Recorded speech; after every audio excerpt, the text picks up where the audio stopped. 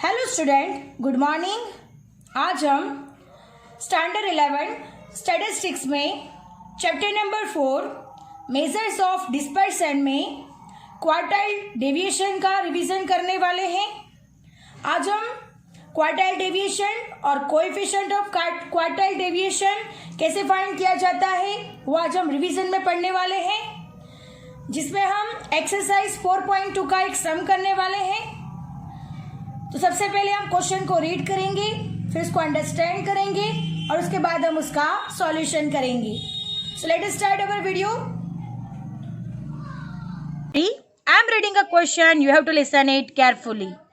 The distribution of amount paid by 200 customers coming for snacks at a restaurant on a particular day is given below. Amount rupees 0 to 50, 50 to 100, 100 to 150, 150 to 200, 200 to 250. Number of customers 25, 40, 80, 30, 25.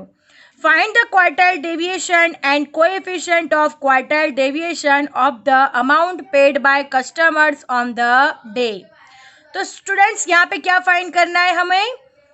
Quartile deviation and coefficient of quartile deviation find करना है। और ये कौन सा data है? Continuous frequency distribution है, because group wise data दिया गया है। तो यहाँ पे कंटिन्यूअस फ्रीक्वेंसी डिस्ट्रीब्यूशन का फॉर्मूला यूज होगा और फिर हम क्वार्टाइल डेविएशन के लिए Q1 और Q3 फाइंड करेंगे।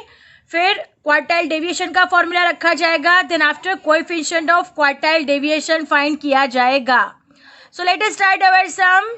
सबसे पहले हम टेबल ड्रॉ कर देंगे और CF फाइंड करेंगे। Now according to the question, amount rupees 0 to 50, 50 to 100, 100 to 150, 150 to 200, 200 to 250, and number of customers is also according to the question. Now what we have to find? CF. We have to find cumulative frequency.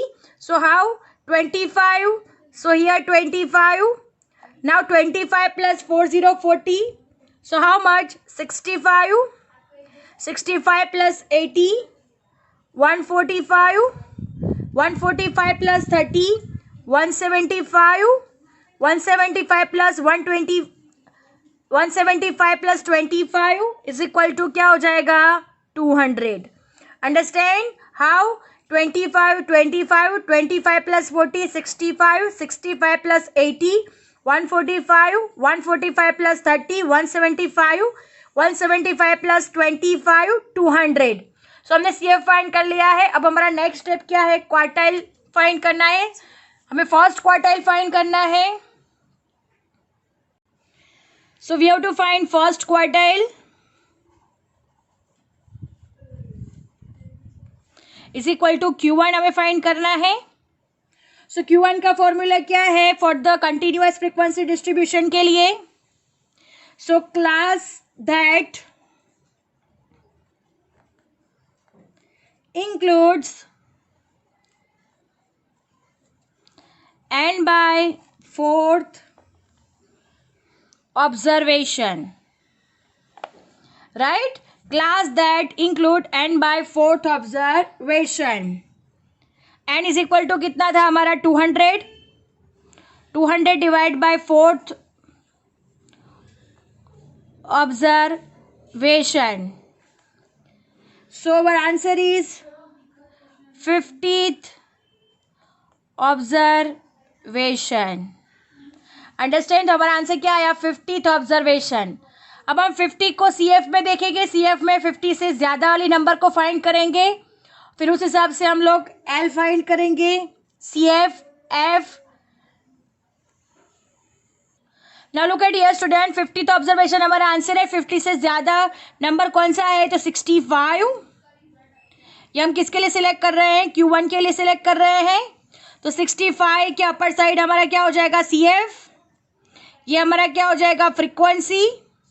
ये हमारा class हो जाएगा, right? और class के आगे ये हमारा हो जाएगा लोअर लिमिट। अंडरस्टैंड?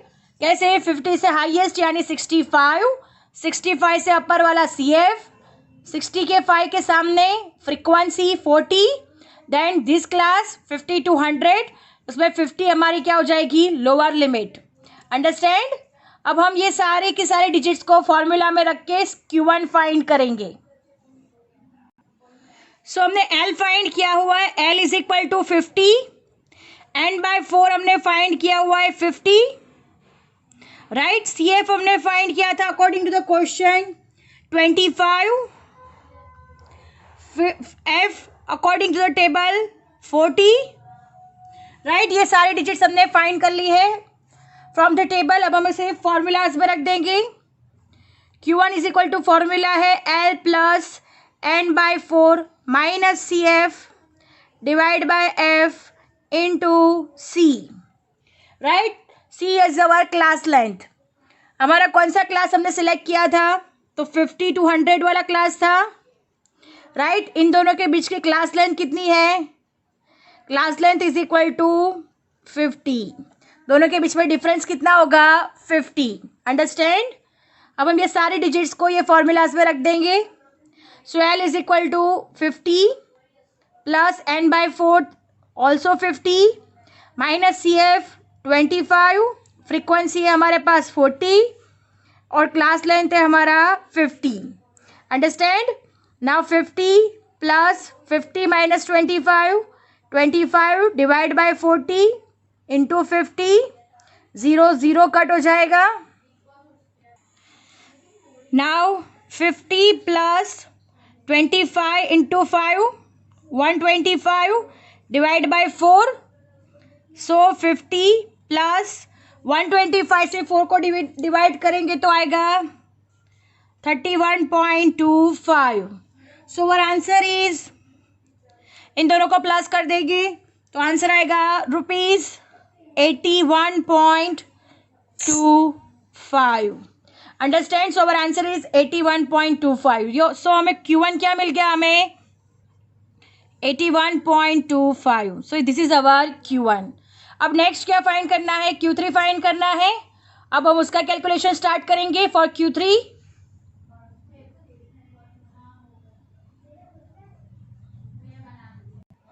सो Q3 का फॉर्मूला, Q3 is equal to class that includes J n/4 observation, राइट। J इज इक्वल टू 3 हम रखेंगे, J n/4 ऑब्जर्वेशन। तो this is our formula. So J is equal to 3, n is equal to 200 divide by 4th observation. So 3/50th observation. So 50 into 3, 150 observation,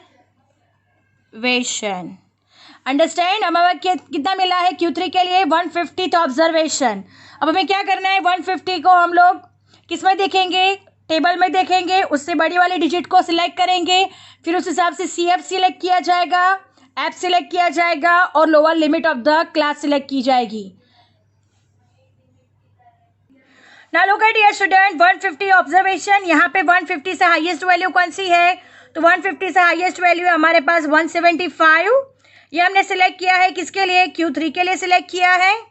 170 के 5 ऊपर वाला हमारे लिए क्या हो जाएगा? CF हो जाएगा, क्यूमुलेटिव फ्रीक्वेंसी। इसके सामने वाला हमारे लिए क्या हो जाएगा? Frequency, right. और कौन सा क्लास हमारे पास सिलेक्ट होगा? 150 to 200, this class select, right. And दोनों में से लोअर लिमिट क्या हो जाएगी हमारी? 150। सो वो lower limit 150, frequency is equal to 30, 175 की अपर साइड क्लास 145 हमारे लिए क्या हो जाएगा? CF। ये हमने किसके लिए सिलेक्ट किया है? Q3 के लिए, अंडरस्टैंड। Q1 हम ऑलरेडी फाइंड कर चुके हैं। अब हमें क्या फाइंड करना है? Q3। तो Q3 के कौन सा ऑब्जर्वेशन आया? 150th observation. सो 150 से हाईएस्ट वैल्यू 175, 175 से प्रायर वैल्यू यानी उसके आगे की वैल्यू है 145। ये हमारे लिए क्या हो गया? CF। देन उसी के सामने जो डिजिट्स है वो हमारी फ्रीक्वेंसी, इट मीन्स 30, और जो क्लास हमने सेलेक्ट किया है 150 to 200, उसमें से लोअर लिमिट है हमारी 150 और दोनों का क्लास लेंथ कितना होगा? 50 because 200 minus 150, so our class length is equal to 50. अब हम ये सारे डिजिट्स को फॉर्मूलाज में रख देंगे और फिर हम क्या फाइंड करेंगे, Q3 फाइंड करेंगे. सो हमने आगे फाइंड किया उस हिसाब से L इज इक्वल टू हमने फाइंड किया है 150, राइट. देन हमने फाइंड किया हुआ है 3n/4 is equal to find किया हुआ है 150, right. L is equal to 150 find किया, 3n/4 वो भी 150 है. देन CF हमने फाइंड किया हुआ है 145, फ्रीक्वेंसी हमने फाइंड की है 30 और क्लास लेंथ कितना हो गया, class length is equal to 50 because जो हमने क्लासेस सिलेक्ट किया है 150 to 200 उसका डिफरेंस कितना है 50. अंडरस्टैंड, उसका डिफरेंस कितना होगा 50. अब हम फॉर्मूला रख के फाइंड करेंगे. Now what is our formula for Q3? Q3 is equal to L plus 3n/4 minus CF divide by F into C. So this is our formula. What is L? L is equal to 150. So write down here 150 plus 3n/4 150. So write down here 150 minus CF. CF कितना है 145. So write down here 145. Frequency है हमारे पास 30 into C यानी 50. Understand? अब हम 150 में से 145 minus करेंगे तो 150 प्लस 150 में से 145 माइनस होगा तो 5 इंटू 50 डिवाइड बाय 30, राइट. अब हम इसे कैसे सॉल्व करेंगे, तो 50 इंटू 5 सो 150 प्लस 50 इंटू 5 यानी 250 डिवाइड बाय 3, राइट. अब इन दोनों 30 250 डिवाइड बाय 30. अब हमें क्या करना है, 250 को 30 से क्या करना है, डिवाइड करना है. So 150 plus 250 divide by 30, so our answer is 8.33. So 150 plus 8.33 158.33 rupees. तो ये हमारा क्या हो गया Q3. So Q3 is equal to 158.33 rupees. So our answer is Q3 is equal to 158.33 rupees. So this is our answer. Understand? अब हमें Q1 और Q3 दोनों फाइंड कर लिया है. अब हमें क्या फाइंड करना है, quartile deviation and coefficient of quartile deviation find करना है. So let us start our sum. Now look at here student, हमने Q1 फाइंड कर लिया है. Q1 is equal to हमारा आंसर था Q1 इज इक्वल टू 81.25 और Q3 का आंसर है हमारे पास 158.33. अब हमें इन दोनों डिजिट से क्या फाइंड करना है, इन दोनों डिजिट से अब हमें क्वार्टाइल डेविएशन फाइंड करना है. सो क्वार्टाइल डेविएशन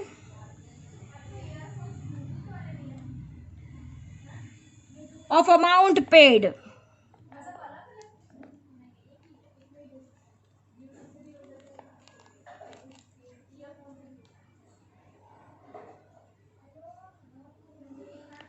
क्या फाइंड करना है, quartile deviation of amount paid.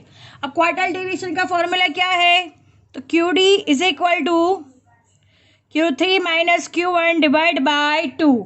So this is our formula. Q3 में से Q1 को माइनस करना है और फिर डिवाइड बाय 2 करना है. So Q3 is equal to 158.33 minus 81.25 divide by 2. 158.33 minus 81.25 divide by 2. तो ये हमारा क्या हो गया, एक स्टेप हो गया. अब हमें क्या करना है, 158.33 में से 81.25 को माइनस करना है और डिवाइड बाय 2 करना है. तो 158.33 में से 81.25 को माइनस करेंगे तो आंसर आएगा 77.08 divide by 2. So for our QD is equal to answer आएगा 77.08 को 2 से डिवाइड करेंगे तो आंसर आएगा 38.54. So our quartile deviation is equal to 38.54. Understand? हमने quartile deviation find कर लिया है 38.54. Now moving to the next. Coefficient of quartile deviation find करना है.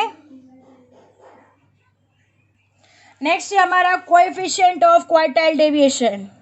So write down here coefficient of quartile deviation.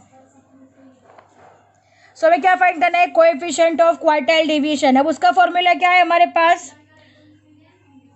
Coefficient of QD, it means coefficient of quartile deviation is equal to Q3 minus Q1 divide by Q3 plus Q1.